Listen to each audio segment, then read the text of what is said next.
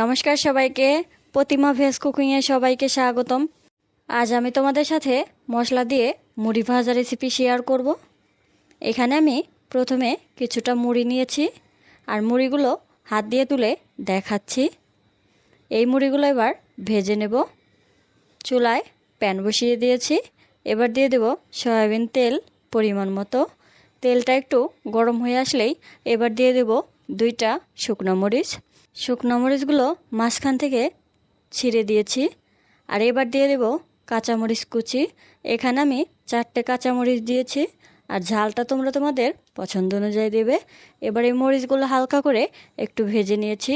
এবার দিয়ে দেব মুড়িগুলো দেওয়া হয়ে গেছে, আর চুলা আঁচটা একদম লো করে দিয়েছি। এবার দিয়ে দিলাম পরিমাণ মতো লবণ, আর দিয়ে দিলাম হলুদ গুঁড়া। এবার দিয়ে দেব ভাজা জিরে গুঁড়ো। সব কিছু দিয়েছি। এবার ভালো করে মিশিয়ে নেব। এবার চুলার আঁচটা মিডিয়াম রাখবো, আর চুলার আঁচটা কিন্তু বাড়ানো যাবে না, তাহলে মুড়িগুলো পুড়ে যাবে। আমি আবারও চুলার আঁচটা লো করে দিয়েছি। আরও কিছু মশলা অ্যাড করব। এবার দিয়ে দিলাম পরিমাণ মতো বিট লবণ, আর দিয়ে দেব টেস্টি সল্ট। এই টেস্টি সল্ট দেওয়ার কারণে স্বাদটা আরও দ্বিগুণ বাড়বে। এবার সব কিছু ভালো করে মিশিয়ে নেব। এই পর্যায়ে চুলার আঁচটা একদম লো রেখেছি। এবার দিয়ে দেব চানাচুর, আর চুলাটা বন্ধ করে নিয়েছি।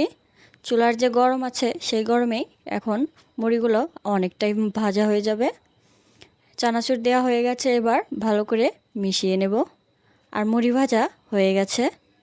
আর দেখো মুড়িটা দেখতেও কতটা সুন্দর লাগছে, আর খেতেও কিন্তু খুবই মজা হয়েছিল।